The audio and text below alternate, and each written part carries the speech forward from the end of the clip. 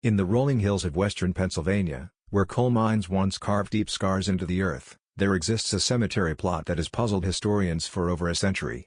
7 identical headstones stand in perfect formation, each bearing the surname Murphy, each marking the grave of a young man who died at exactly 21 years of age. Between 1847 and 1883, every male heir of the Murphy lineage met his end on his 21st birthday, under circumstances so varied yet eerily consistent that local authorities eventually stopped investigating. The Pennsylvania State Archives contain over 300 pages of testimonies, medical reports, and witness statements that were sealed by order of the state government in 1884, only to be quietly transferred to a restricted vault in Harrisburg. What you're about to hear has never been told in its entirety, pieced together from recently discovered family letters, court records, and the personal diary of Dr. Ezra Caldwell, the physician who attended to 4 of these deaths and spent his final years obsessively documenting what he called the Murphy curse. Before we continue with the story of the Murphy family and their inexplicable tragedy that haunted an entire community for nearly 4 decades, I need you to do something for me. If you're fascinated by historical mysteries like this one, hit that subscribe button and ring the notification bell so you never miss our deep dives into America's darkest secrets. And let me know in the comments below what state or city you're listening from. I love connecting with fellow mystery enthusiasts from all corners of our country. The truth about what happened to the Murphy sons is far more disturbing than any supernatural explanation could ever be, rooted in the harsh realities of 19th-century industrial America, family secrets that spanned generations, and a conspiracy of silence that protected the powerful while destroying the innocent. The year was 1846 when Seamus Murphy first arrived in Millfield, Pennsylvania, a burgeoning coal mining town nestled in the Appalachian foothills about 40 miles southeast of Pittsburgh. Like thousands of Irish immigrants fleeing the Great Famine, Seamus carried little more than calloused hands, an iron will, and dreams of prosperity in the New World. But unlike most refugees who arrived destitute and desperate, Seamus possessed something that would prove both a blessing and a curse, a letter of introduction from a mysterious benefactor in Ireland who had arranged his passage and promised him employment with the Keystone Coal and Iron Company. Millfield was a company town through and through, its dusty streets lined with identical wooden houses painted a uniform gray, its economy entirely dependent on Keystone's massive operation that employed over 800 men in a network of mines that honeycombed the surrounding mountains. The company owned everything from the general store to the church pews, from the schoolhouse to the cemetery plots, creating a sealed world where every aspect of life was controlled by corporate decree. Even the town's name was a company invention. The original settlement had been called Greendale, but Keystone had rechristened it to reflect their vision of industrial efficiency over natural beauty. What made Millfield different from other company towns was the deliberate selection of its workforce. Rather than simply hiring whoever showed up looking for work, Keystone had developed a sophisticated recruitment system that targeted specific families from specific regions of Europe, particularly those fleeing political upheaval or economic disaster. These families arrived not as random immigrants, but as carefully chosen participants in what company documents euphemistically called the settlement program, a comprehensive system of housing, employment, and community development that promised security in exchange for long-term commitment. At 28, Seamus was older than most new arrivals, his weathered face bearing the marks of hardship that had driven him across the Atlantic. He possessed a sharp mind for numbers and an unusual ability to read and write in both English and Gaelic, skills that quickly caught the attention of Josiah Bentley, Keystone's operations manager. Bentley was a thin, calculating man in his 40s who had transformed Millfield from a struggling mining camp into one of the most profitable operations in Pennsylvania through what he called innovative labor management techniques. Within his first month, Seamus was promoted from the mines to the company's accounting office, a move that elevated him above most immigrants, but also placed him in a position where he would witness the true scope of Keystone's control over its workers. The ledgers he maintained contained more than simple payroll records. They tracked every aspect of the employees' lives, from their debts at the company store to their attendance at the company-sponsored church services, from their children's performance in the company school to detailed notes about their political opinions and social associations. Was in this office, amid ledgers thick with coal dust and the weight of other people's secrets, that Seamus met Margaret O'Connell. She was the daughter of Dermot O'Connell, one of the first Irish families recruited for the settlement program, and she worked as a seamstress for the wives of company supervisors. Margaret possessed an education unusual for a woman of her background. She could read Latin as well as English, having been taught by nuns in Ireland before her family's emigration, and she had developed a sharp eye for the inconsistencies and mysteries that surrounded life in Millfield. Their courtship was brief but passionate, partly because genuine affection developed quickly between them, but also because both sensed that their individual survival in Millfield's complex social hierarchy would be enhanced by marriage. They went in the fall of 1846 in the town's modest Catholic church, a ceremony attended by over 200 people, but officiated by Father McKenna, a priest whose sermons always seemed to emphasize the virtues of loyalty, obedience, and accepting one's appointed place in God's plan. Margaret was a beauty by any standard, with raven black hair and eyes the color of storm clouds, but more importantly to Seamus, she possessed a fierce intelligence and shared his growing unease about the true nature of their supposed good fortune. Their honeymoon cottage on Elm Street was one of the nicer houses available to Irish families, but it came with unspoken rules about when they could come and go, who they could entertain, and what topics were appropriate for discussion in a home that, they gradually realized, was never truly private. By spring of 1847, Margaret was pregnant with their first child, and Seamus had managed to save enough money to purchase a small plot of land on the outskirts of town, where he planned to build a proper house for his growing family. But when he approached the company's land office to complete the transaction, he discovered that his purchase was contingent on signing additional agreements that would bind his future children to the settlement program and guarantee their employment with Keystone when they came of age. The pregnancy was difficult. Margaret suffered from severe morning sickness that lasted well into her second trimester, but more troubling were the strange dreams that plagued her sleep. She reported visions of standing in a vast cemetery filled with identical headstones, each bearing the name of a young man she had never met but somehow recognized. Dr. Caldwell, the town's only physician and a man whose medical training had been supplemented by years of observing the peculiar patterns of illness and death in Millfield, prescribed bed rest and laudanum for her discomfort, but privately confided to his journal that he had seen similar symptoms in other pregnant women whose husbands held positions of responsibility within the company. The town itself was a powder keg of tensions that went far beyond the typical conflicts between different ethnic groups.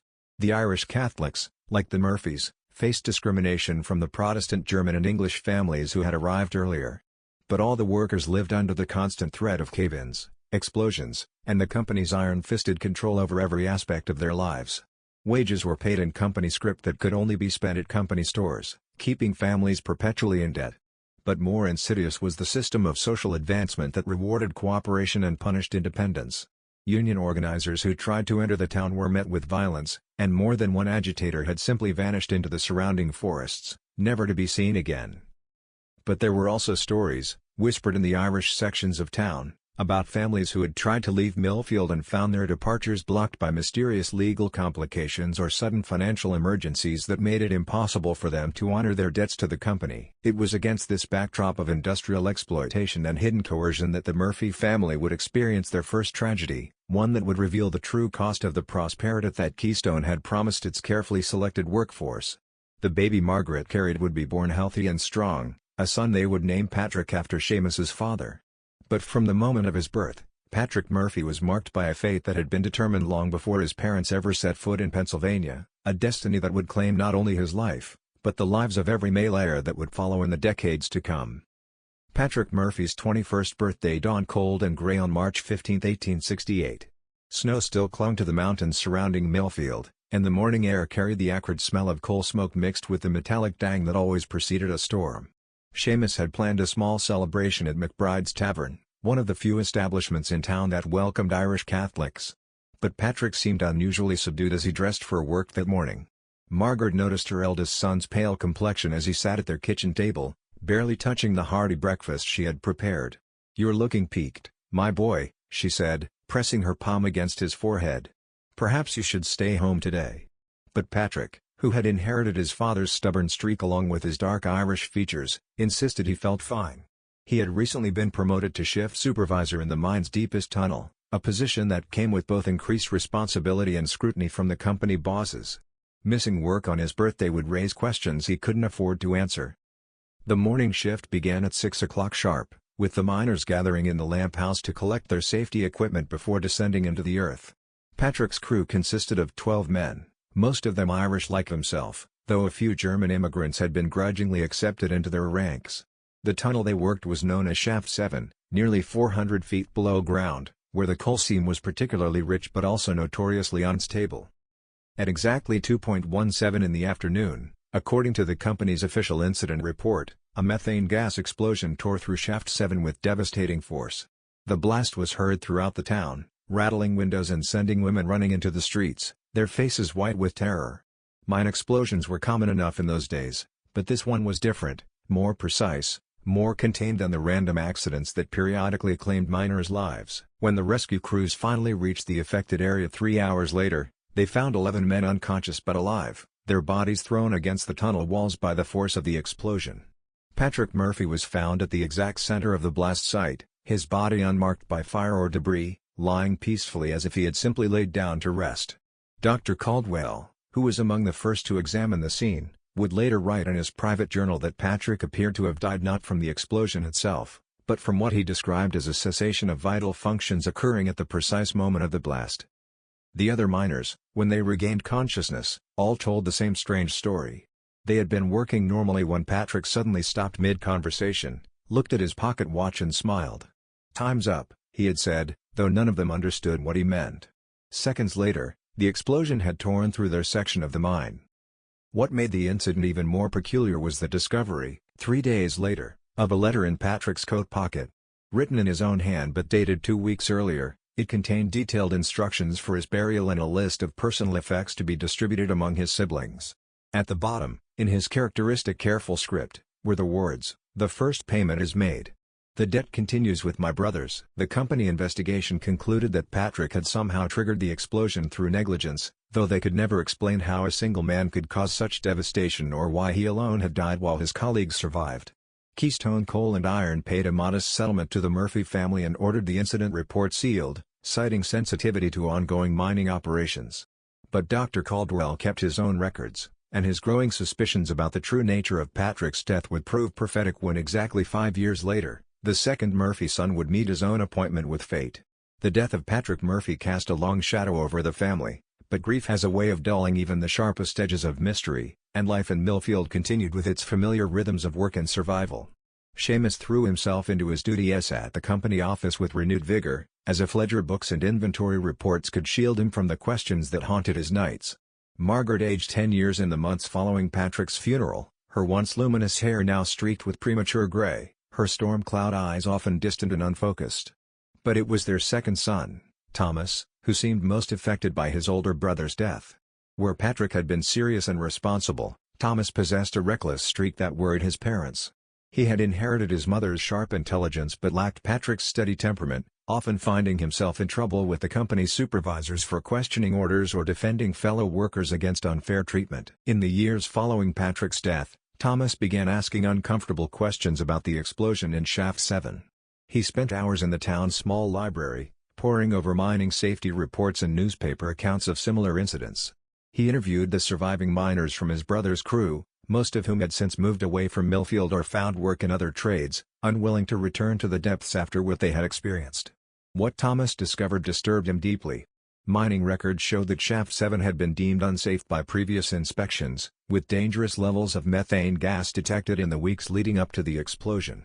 More troubling was his discovery that Patrick had been asked to work a double shift on the day of his death, despite company policy prohibiting such overtime in hazardous areas. Most damning of all was a letter he found among his father's papers, written by Josiah Bentley himself, ordering Patrick to conduct a special inspection of the tunnel's gas pockets on his birthday. When Thomas confronted his father about the letter, Seamus's reaction was swift and violent. The quiet, bookish man who had spent years building a reputation for honesty and reliability suddenly became someone his son barely recognized. His face flushed with rage as he snatched the document from Thomas's hands and threw it into the fire. "Some secrets are better left buried, boy," Seamus said, his voice barely above a whisper but carrying a menace that made Thomas step back. "Your brother is dead, and no amount of digging will bring him back. Drop this foolishness before you join him." But Thomas, now approaching his own 20th birthday, refused to let the matter rest. He began meeting secretly with former Keystone employees who had left the company under suspicious circumstances, and what they told him painted a picture of corruption and conspiracy that reached far beyond a simple mining accident. There were stories of union organizers who had died in accidents after getting too close to exposing safety violations, of whistleblowers who had simply vanished into the Pennsylvania wilderness, and of a secret agreement between Keystone Coal and Iron and certain prominent families in the region that ensured profitable operations at any cost. Most disturbing of all were the tales of what the older miners called blood contracts, agreements made decades earlier that bound certain families to the company in ways that went far beyond simple employment.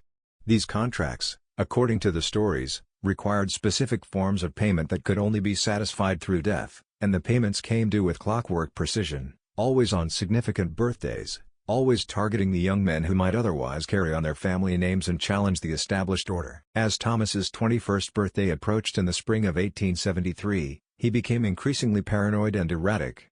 He began carrying a pistol and refused to work alone, insisting that someone was following him through the streets of Millfield. His mother found him one morning standing at his bedroom window, fully dressed despite the early hour, watching the sunrise with an expression of profound sadness. "They're coming for me, Ma," he said without turning around, "just like they came for Patrick, but I'm not going to make it easy for them." Margaret Murphy tried to dismiss her son's fears as grief and imagination, but deep in her heart, she felt the cold touch of dread. The night before Thomas's birthday, she knelt before the small shrine she had built in her bedroom, surrounded by candles and rosary beads, and prayed with a desperation that bordered on madness. But some prayers, she would soon learn, are answered in ways that bring no comfort, only deeper mysteries and more profound grief. The dawn of Thomas Murphy's 21st birthday brought with it a fog so thick that the mountains surrounding Millfield completely disappeared, leaving the town feeling isolated and vulnerable, cut off from the outside world, like a ship adrift in an ocean of grey mist. Thomas Murphy had made careful preparations for his 21st birthday, but no amount of planning could have prepared him for the chain of events that would unfold on that fog-shrouded morning of March 22, 1873. Unlike his brother Patrick, who had met his fate in the familiar darkness of the mine shafts, Thomas' death would occur in broad daylight, witnessed by dozens of people, yet remained just as inexplicable and disturbing. He had taken the day off from his job at the company's timber mill, claiming illness, and instead positioned himself in the bell tower of St. Michael's Catholic Church, which offered a commanding view of all the approaches to Millfield. Armed with his father's old hunting rifle and a box of cartridges, Thomas had transformed the sacred space into a fortress, barricading the narrow stairway with heavy wooden benches. Father O'Malley, the elderly priest who had baptized all the Murphy children, discovered Thomas' presence during his morning prayers. The young man's appearance shocked the cleric. Hollow-eyed and gaunt, Thomas had obviously not slept in days, and his clothes hung loose on his frame as if he had stopped eating altogether. "Thomas, my son," the priest said gently, approaching with his hands visible and empty. "What troubles bring you to God's house with such weapons?" Thomas' response was rambling and desperate, a mixture of accusations and pleas that painted a picture of a conspiracy so vast and deeply rooted that Father O'Malley initially dismissed it as the ravings of a young man overwhelmed by grief. But as Thomas spoke, providing specific dates, names, and details that only someone with intimate knowledge could possess, the priest's skepticism began to give way to a growing horror. According to Thomas, his brother Patrick had not died in a random mining accident, but had been deliberately murdered as part of a grotesque ritual that bound the Murphy family to Keystone Coal and Iron through what he called a contract written in blood. The explosion in Shaft 7 had been carefully orchestrated, timed to occur at the exact moment of Patrick's 21st birthday, fulfilling an obligation that had been established decades earlier through circumstances that Thomas claimed to understand but refused to fully explain. "They're coming for me today, Father," Thomas said, his voice breaking with emotion. "And when I'm gone, they'll come for Michael, and then for James and for little Brandon. Every son, every 21st birthday until the debt is paid in full or until there are no more Murphy men left to sacrifice." Father O'Malley tried to calm the young man, offering prayers and comfort, but Thomas was beyond consolation. He had spent months investigating his brother's death and claimed to have discovered documents that proved the existence of the blood contract, though he had hidden these papers in a location he would not reveal. His plan was simple.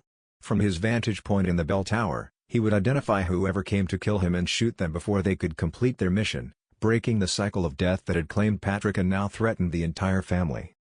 At exactly noon, as the church bells began their daily toll, Thomas suddenly stiffened and pointed toward the main street of the town. "There," he whispered to Father O'Malley, "do you see them? 3 men in dark coats walking this way. They're not from Millfield. I don't recognize any of them." The priest peered through the narrow window but saw only the normal midday bustle of townsfolk going about their business. The fog had lifted slightly, but visibility was still limited and he could not make out the figures that had captured Thomas' attention. When he turned back to the young man, he found Thomas raising the rifle to his shoulder, his finger on the trigger, his face a mask of grim determination. What happened next would be debated by witnesses for years to come. At the exact moment that Thomas Murphy pulled the trigger, aiming at what he believed to be his approaching executioners, the rifle exploded in his hands with a force that should have been impossible. The weapon had been meticulously maintained and recently inspected, but it disintegrated as if it had been packed with far more gunpowder than any standard cartridge could contain. The explosion killed Thomas instantly, his body thrown against the stone wall of the bell tower with such violence that Father O'Malley, despite his decades of experience comforting the grieving and blessing the dead, fainted from shock. When the priest regained consciousness 20 minutes later, he found Thomas' body in a position that would haunt his dreams for the rest of his life. The young man was kneeling, his hands clasped in prayer, his face peaceful and unmarked by the violence that had claimed his life. The investigation into Thomas Murphy's death was perfunctory at best.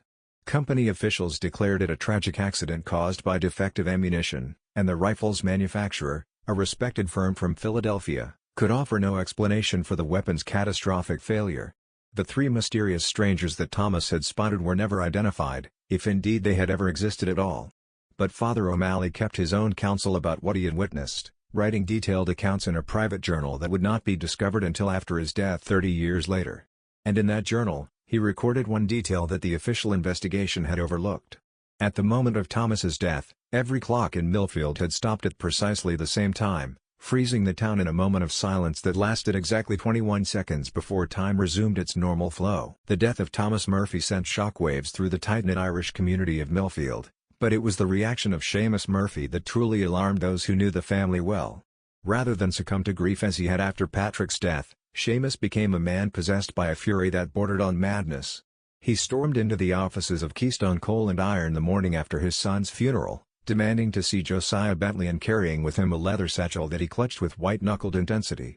What transpired during that meeting remains one of the central mysteries of the Murphy case, as both men took extraordinary measures to ensure their conversation remained private. But Clara Hoffman, Bentley's secretary, later told her sister that she heard raised voices through the heavy oak door of the manager's office, followed by what sounded like objects being thrown and furniture being overturned.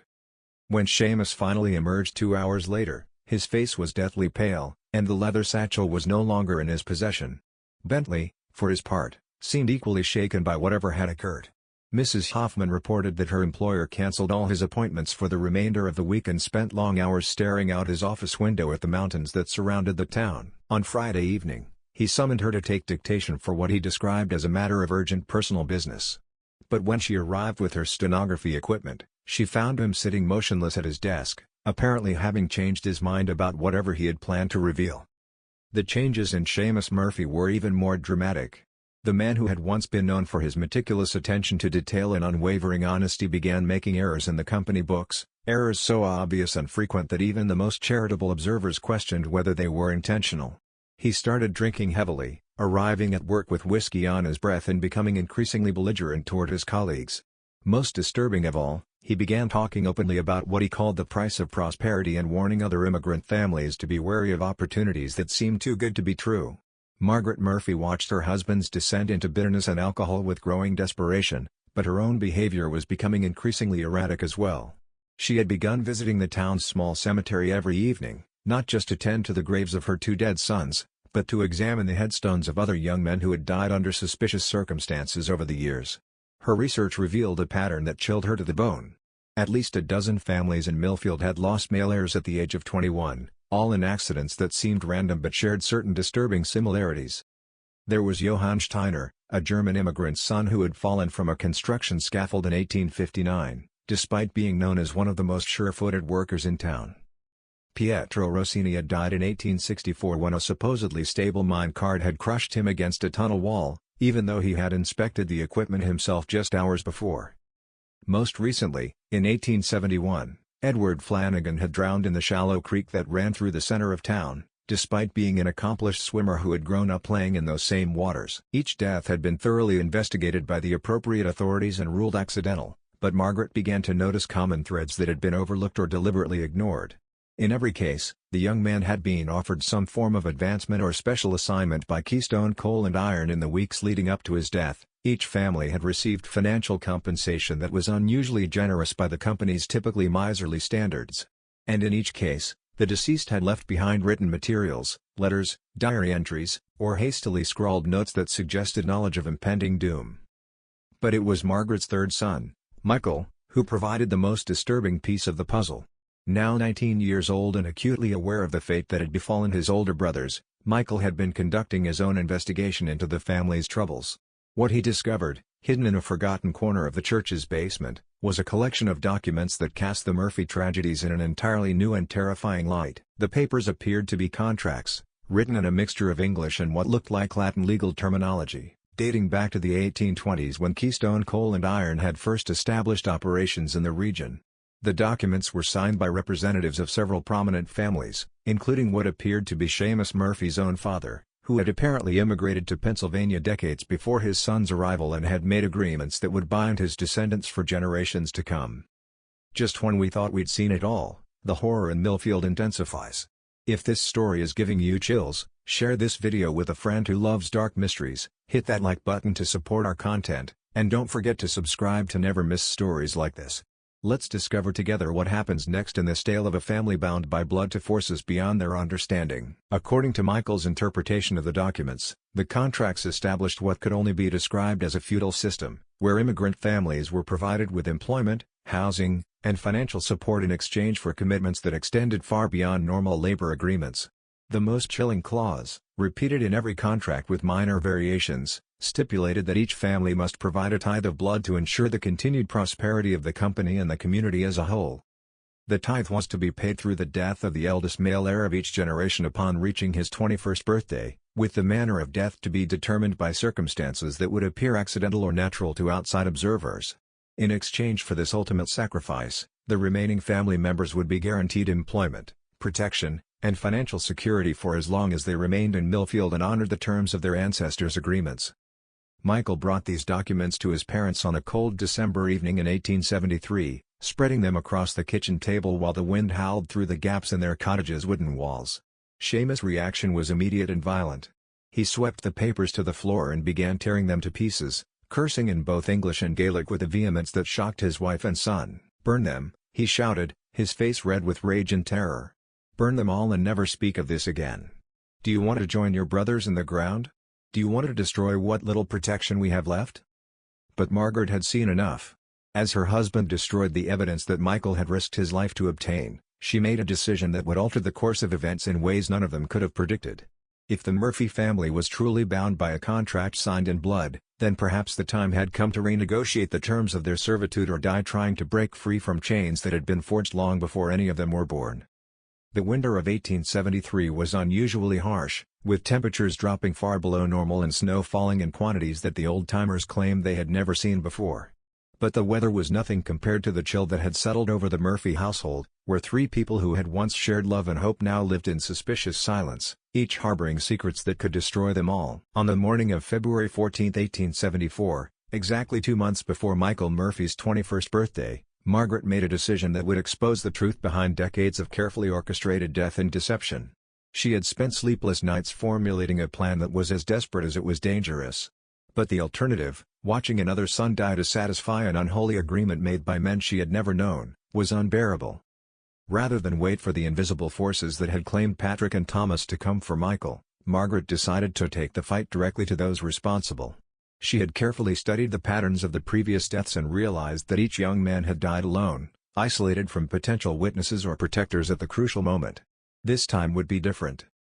Margaret began by confiding in Father O'Malley, sharing her suspicions about the contracts and begging him to provide sanctuary for Michael in the church when his birthday approached. The priest, still haunted by Thomas' death in the bell tower, initially resisted her pleas, but when Margaret showed him copies of some of the documents that Michael had found, copies she had made in secret before Seamus destroyed the originals, his attitude changed dramatically. Father O'Malley's own investigation into the church's historical records revealed disturbing connections between the Catholic parish and Keystone, Coal and Iron that dated back to the company's founding. The church's construction had been funded entirely by Keystone, and several priests over the years had served not just as spiritual advisors, but as witnesses to contracts and agreements that blurred the line between religious blessing and legal obligation. Most damning was the discovery of a ledger hidden behind a false wall in the church's sacristy, containing detailed records of what were euphemistically called spiritual transactions. The ledger listed the names of families, the dates of their agreements, and the specific terms of their obligations, including the required offerings that each family was expected to make. The Murphy entry, written in Seamus' father's distinctive handwriting, made explicit reference to 7 sons as payment for passage and prosperity. With this evidence in hand, Margaret and Father O'Malley devised a strategy to expose the conspiracy and hopefully save not just Michael, but the other families who were still bound by similar agreements. They would need to convince the other victims' relatives to come forward, gather irrefutable proof of the systematic murders, present their case to authorities outside of Millfield who were not under Keystone's influence. But their plans were complicated by Michael himself, who had inherited his family's stubborn streak along with a reckless courage that sometimes bordered on stupidity. When he learned what his mother and the priest were plotting, he refused to hide in the church or flee the town as they suggested. Instead, he proposed a counterplan that was as audacious as it was risky.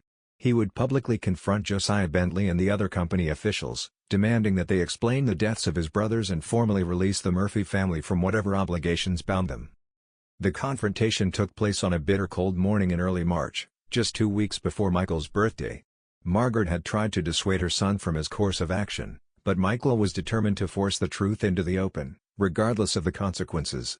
He arrived at the Keystone offices, carrying a copy of his grandfather's original contract and demanding an immediate meeting with Bentley and the company's board of directors. What followed was a scene that witnesses would describe as both terrifying and surreal. Bentley, faced with evidence he thought had been destroyed, underwent a complete transformation from his usual composed demeanor to something approaching panic. He began speaking rapidly in what sounded like a mixture of English and some other language that none of the observers could identify, his eyes darting constantly toward the windows as if expecting some external threat to materialize. The other company officials present seemed equally disturbed by Michael's revelations, but their reaction was more calculating than fearful.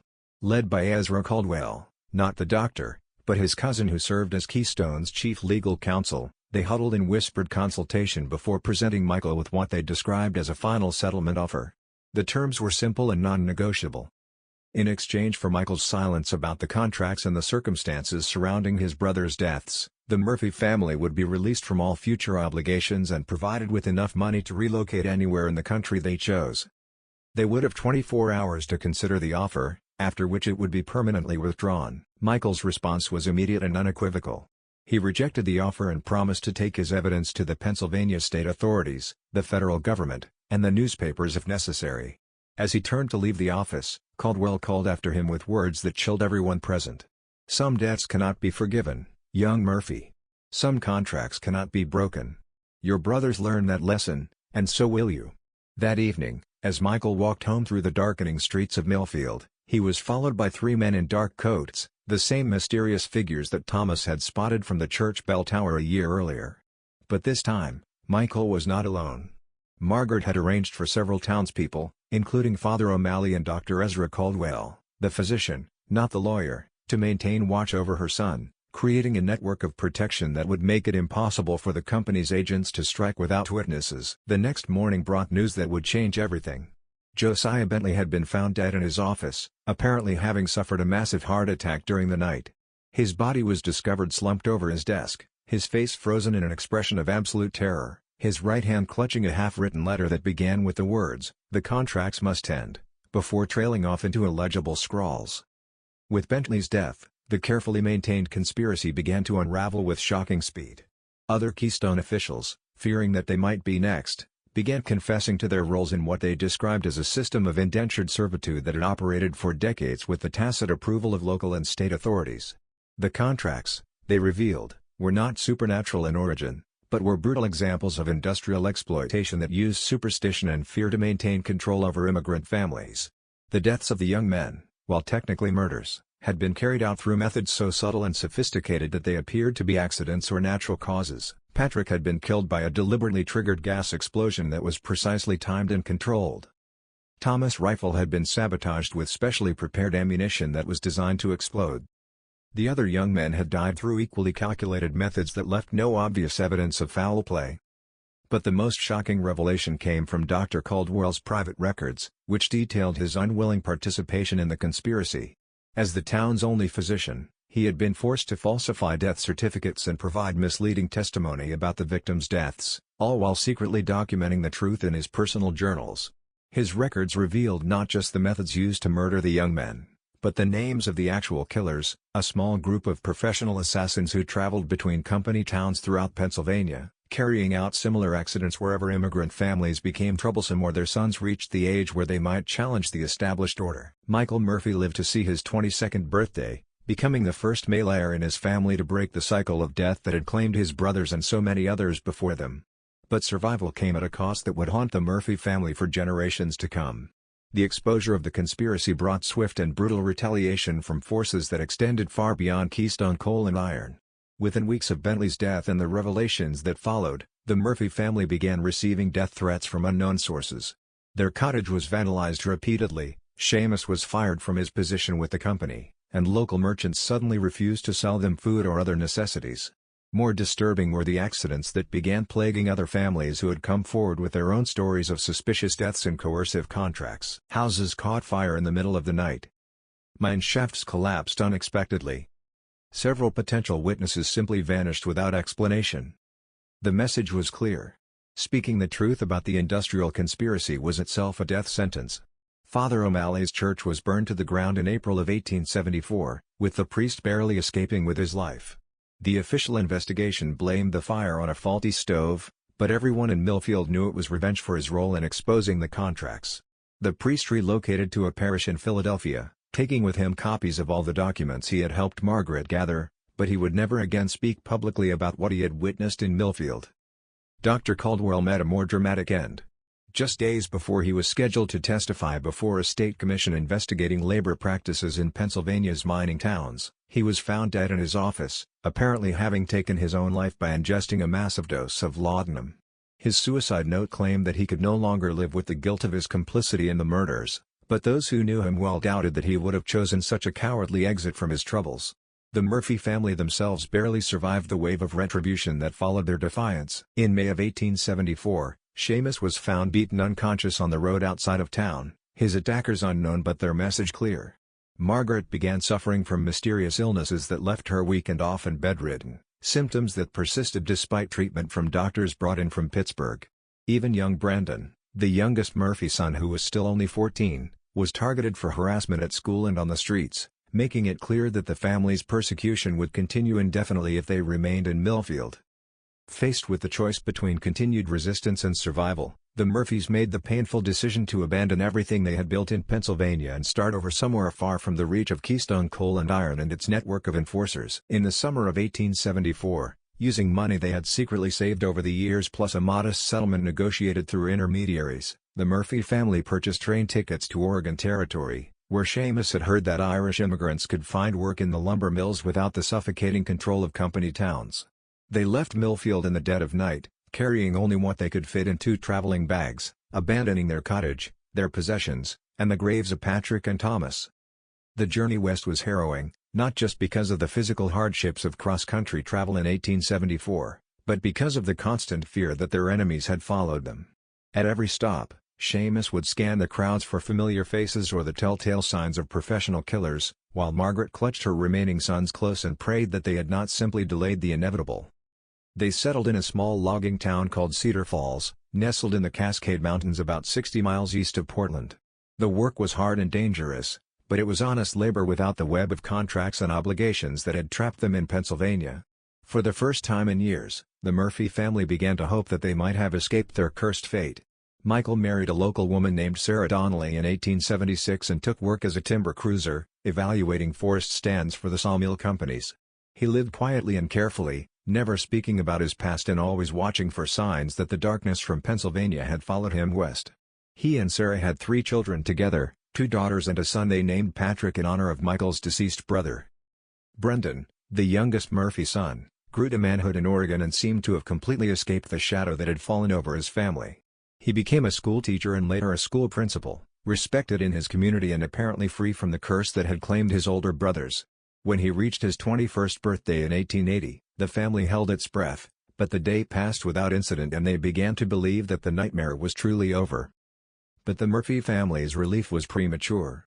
In 1885, when Michael's son Patrick reached his 16th birthday, he began experiencing strange dreams and an overwhelming compulsion to research his family's history.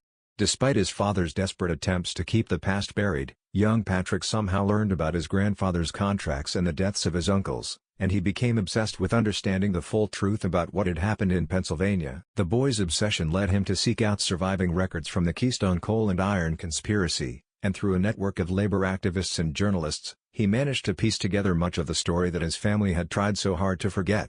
What he discovered was that the Murphy family's ordeal had been part of a much larger system of industrial exploitation that had operated throughout the eastern United States for decades, using immigrant families as disposable resources in the pursuit of profit. More disturbing was his discovery that some of the families involved in similar contracts had never been able to escape their obligations, even after relocating to other parts of the country. The industrial interests that had created these systems of control had evolved and adapted, finding new ways to maintain their hold over the families they considered their property. Young Patrick's investigations brought unwanted attention to the Murphy family's new life in Oregon, and in the spring of 1887, just months before his 21st birthday, Michael began noticing the same warning signs that had preceded his brother's deaths. Strangers in town asking questions about the family, unexplained accidents involving people who had befriended them, and a general sense that they were being watched and evaluated by invisible observers. This time, however, the Murphy family was prepared. Using knowledge gained from their previous experiences and aided by allies they had cultivated in the labor movement, they developed a strategy to protect Patrick that went beyond simple hiding or flight.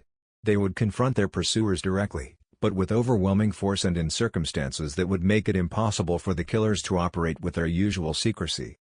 On March 15, 1888, exactly 20 years after Patrick Murphy Sr. had died in Shaft 7, his nephew and namesake celebrated his 21st birthday surrounded by more than 50 armed supporters in the main square of Cedar Falls, Oregon.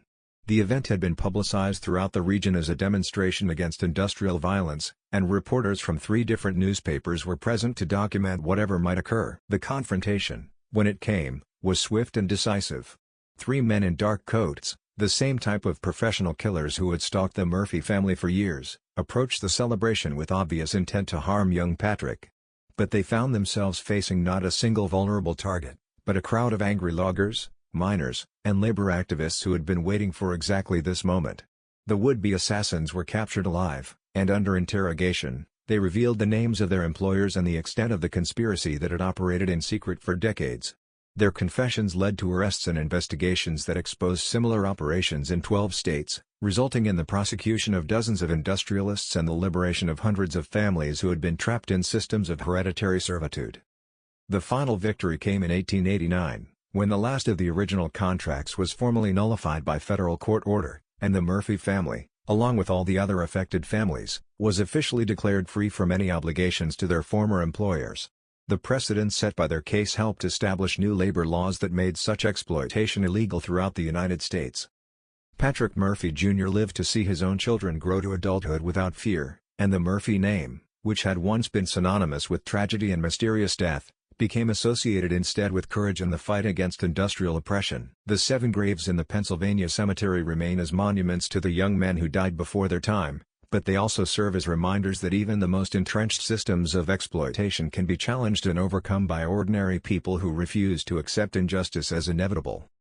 Dr. Ezra Caldwell's journals, discovered after his death, were eventually published and became instrumental in exposing similar conspiracies throughout the industrial Northeast.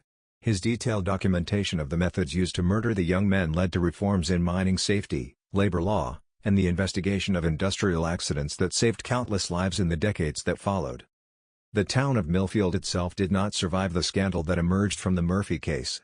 Keystone Coal and Iron declared bankruptcy in 1875, and without the company's presence, the community gradually dispersed as families sought opportunities elsewhere.